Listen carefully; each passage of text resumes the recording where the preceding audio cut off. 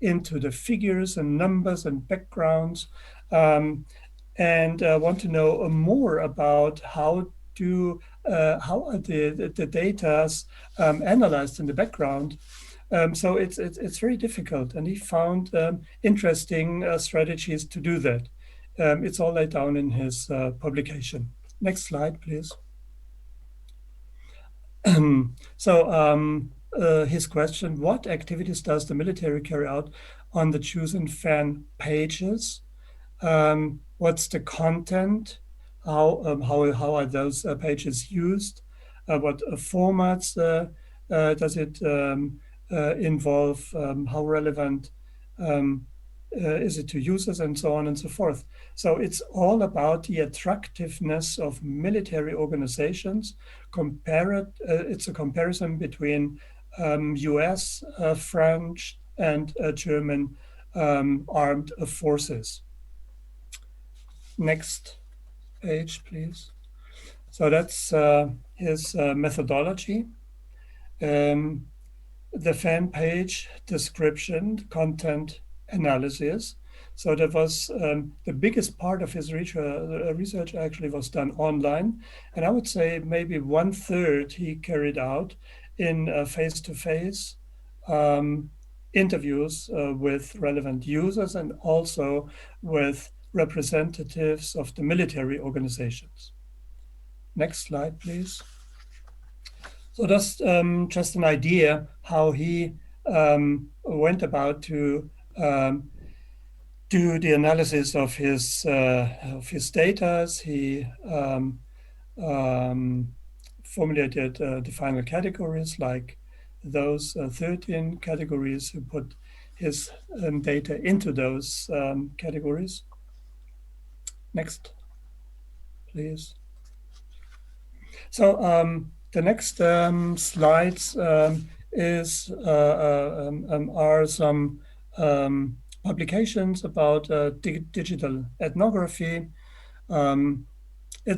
Those are interesting publications, and it gives a short summary or some ideas what the publications are all about. Next, please. And the next. And the next. Oh, before I come to the autoethnography, you might be interested about some of his findings. I just read some clippings of his findings. Might be interesting because it's about military organizations. And as everybody knows, it's very hard to get to some inside informations about military organizations. And what he did, he found out some interesting things. Now he writes, digital customers operate in a labor market in which the military has to compete with other government organizations and private firms to increase the number of applications. Now that's probably the special case for Western military organizations. In many other countries, I feel there's no need to make the organization attractive to potential applicants because so many people try to apply for the organization. So that's special for those three organizations. And the applicant attraction, he writes, is thus akin to the attraction of customers who shop for products and services. So it's like a commercial they set up on the fan pages in Facebook. Now he also writes, producing attraction means linking current events that spark sentiment with the will and identity of users. So for instance, the outrage of a terrorist attack, the military can position itself as the brand that instills security, protection, and a link towards the endangered nation state. This dissertation, his dissertation, provided the example of the 2015 attacks in Paris, as you might remember, On French recruitment fan pages, reactions condemning these acts and calling for action were evident. During interviews with French users, they expressed the will to defend the nation from terrorists. So terrorist attacks actually was quite useful for strengthening the attraction of the French military organizations. The production of attraction happens at the digital level using content that transcends recruitment itself. This study has shown that in order to produce attraction, to recruit young candidates, the military does not exclusively refer to recruitment, but to a broad and optimistic image of what life in the military is all about. It's adventure, for instance. It's not using force, it's not war, but that's adventure. That's one of the interesting findings in his research. So now to autoethnography. That's a very new and actually contested field of research or new approach because the individual researcher is on the very foreground. So everything that is done is a personal thing of the researcher, but doing things wholly transparent, being very reflective, being well-founded in a theoretical framework. That's the precondition of doing autoethnographic research.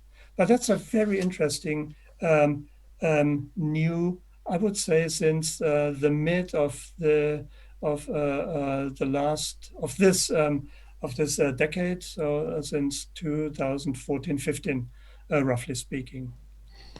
Next page, please.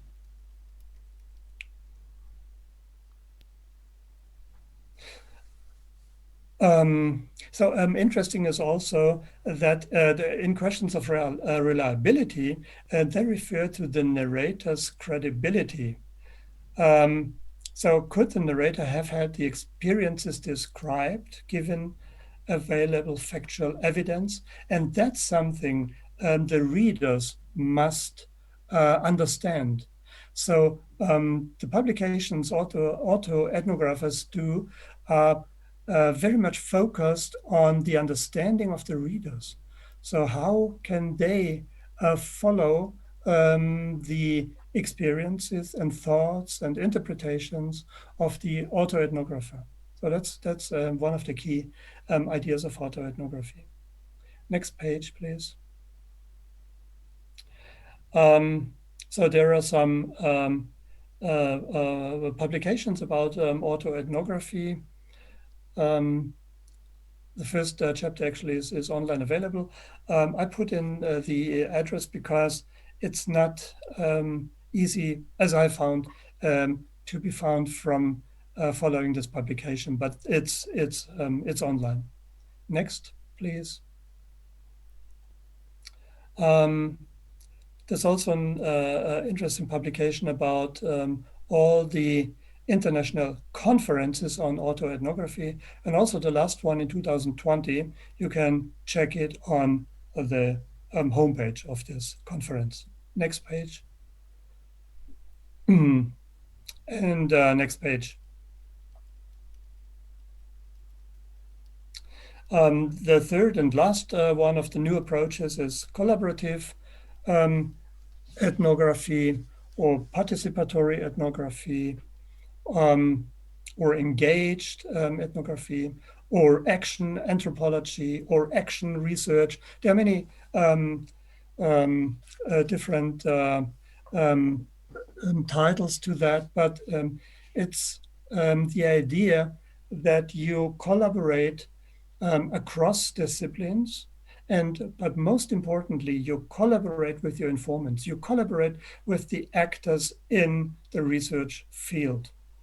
So it goes as far as it's not the researcher's idea to research for certain issues, but it's the ideas of the field itself.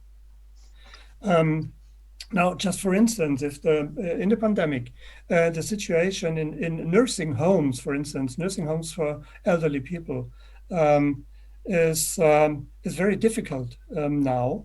But we don't know anything about inside views. How is it for the nursing for the caregivers? How is it for the elderly people? How do they cope with the challenges? What are the dynamics? Why are so many people dying?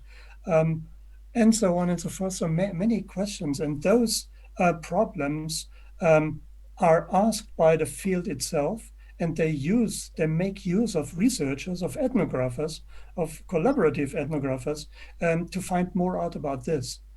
So then the ethnographer has to make sure that this is something he or she can publish, and it must be useful for the actors in the field. So that's something working together, gaining interesting, important, valuable data in the research fields. That's the most important idea. Tiếp bằng một tụt gì nữa. Next, please. Ôi dạ tư tụt. Cây đã làm gì? So again, some recommended reading. Next. And the last one, that's a very interesting, the one before. That's a very interesting piece of publication, actually.